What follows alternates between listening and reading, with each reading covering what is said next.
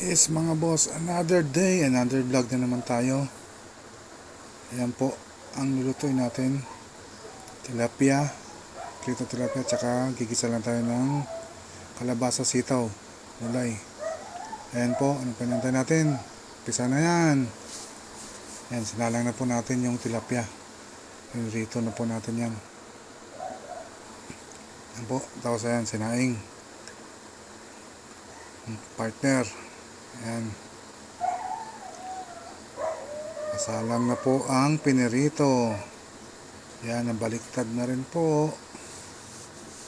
Ayan. Malat pa tayo.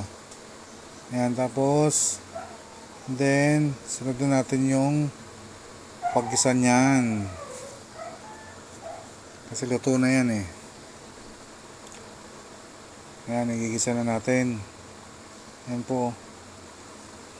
Inalang na natin yung bawang, sibuyas, kamatis.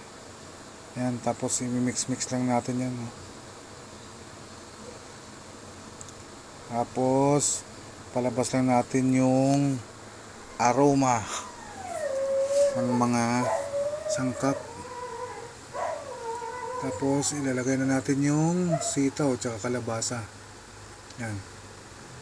Lagyan natin ang asin, paminta. Tapos i-mix-mix ulit.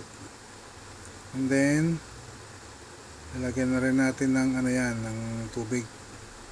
Yan na po, yung tilapia. Okay na.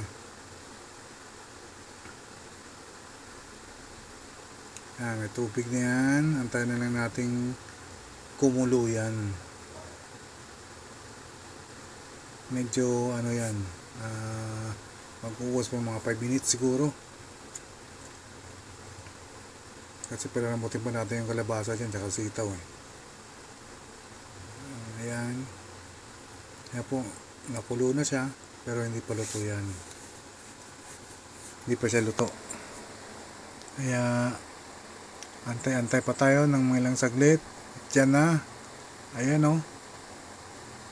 Luto na. Mga boss. Ano pang gagawin natin? Ano na? Kain na mga boss. Bye bye.